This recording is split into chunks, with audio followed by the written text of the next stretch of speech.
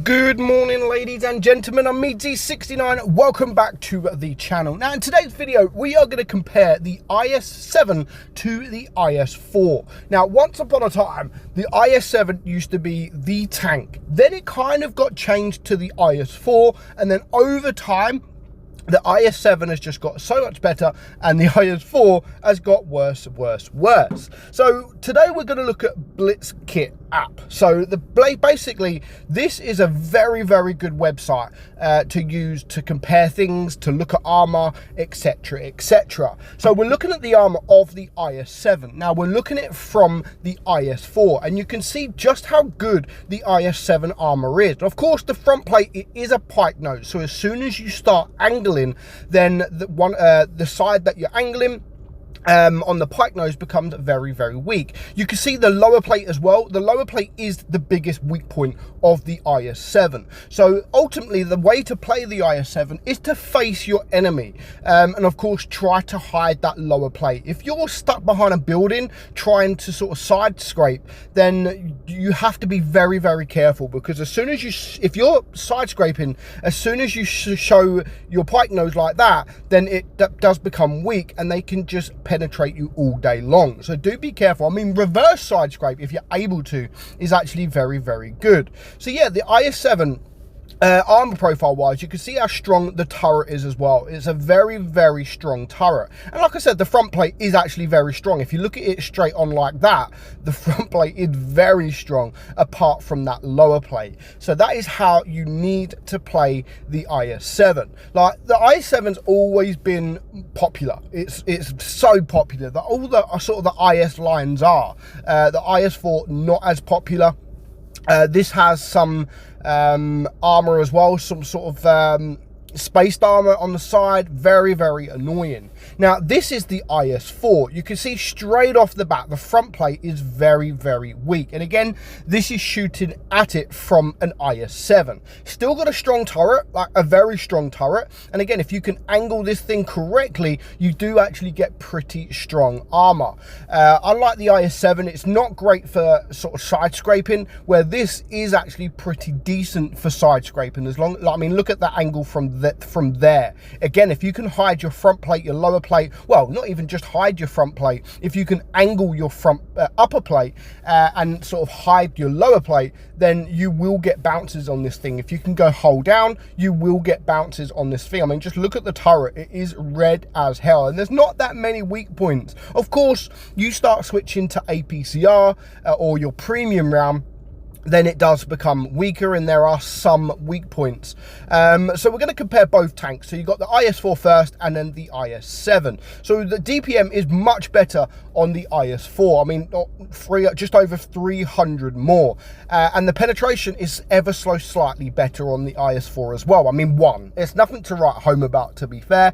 Your alpha is more on the IS-7. You got 460 compared to 420.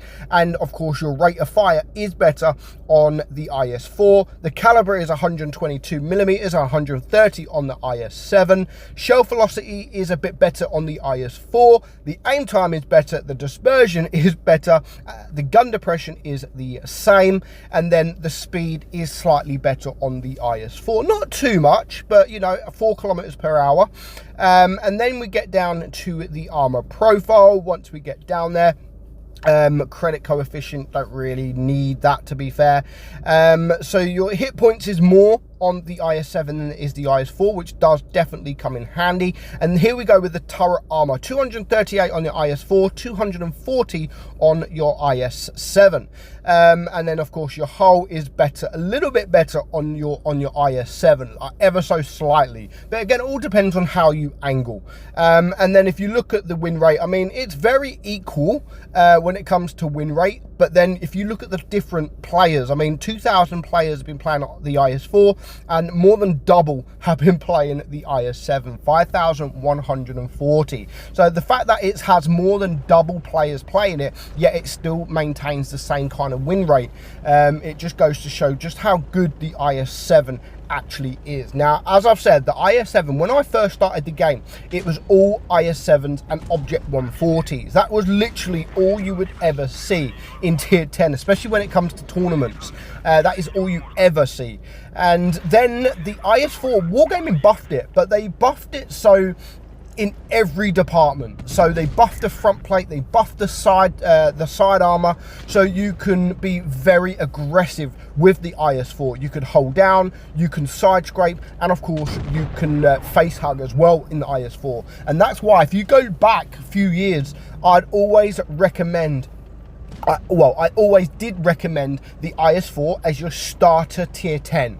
Like, if you've just joined the game and you're looking at a tier 10, I would have always recommended the IS-4 because it was just good. It was an all-round tank. It was quick, it had armor, the reload was good, and you can make mistakes because you can get the bounces, and that is why I always recommended the IS-4 over the IS-7. Nowadays, I would probably go with the IS-7, and it's a bit more difficult because of course you do have to get the angling right.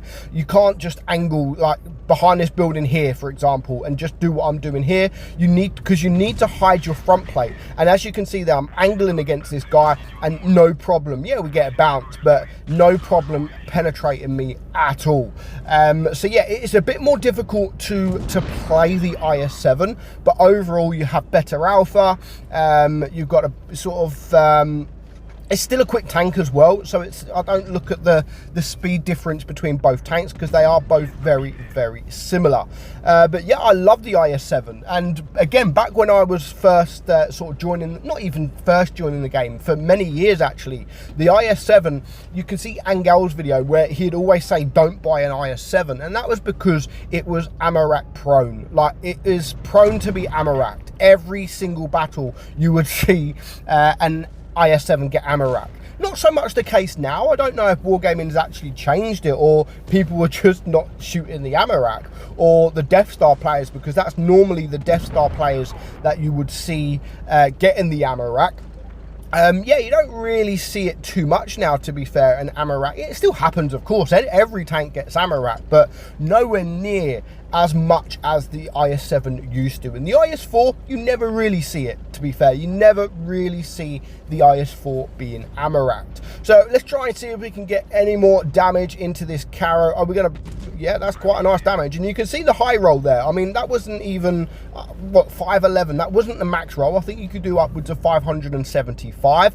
And again, the difference between both tanks, which I suppose I like with the IS-4, it does have heat as your premium round. So of course, if you are running calibrated shells, you do actually benefit for having more pen on your heat rounds, whereas the IS-7 has APCR. So now we are driving the IS-4. Now I'm trying to hide my hull. You can see I'm sort of down, and these guys have no problem penetrating me at all. Literally, I've lost almost all of my hit points within a minute of the game. So that, it didn't used to be like that. I mean, you can blame my positioning, yeah, of course, but back in the day, even if I was in that same position, you would still get some bounces. At the minute, I bounced absolutely nothing, and I've lost almost all of my hit points, where back then you didn't even need to try. You didn't even need to try, and you would still get bounces in this thing without trying, which again is why I would always recommend the IS-4. Now, I love both tanks. I mean, the IS-4, I am disappointed at, of course, because it's just not the same tank as it once used to be. But play it right, it's still a decent tank. You can still perform well in the tank. You can perform well in any tank. But yeah, the IS-4 is just not what it used to. The IS-7, however, feels like it is what it used to be. Like, it's still to this day very, very popular, a lot more popular, as you've seen, than the IS-4. And it's even when the IS-4 was like in its prime, it was still never as popular as the IS-7. So we're just going to finish off now. I mean, we've got 3,000 damage. I do mess up against the Object 84 coming up. It's now a 4 versus 3, so everything's still to play for. We could easily lose this game. I'm a one-shot.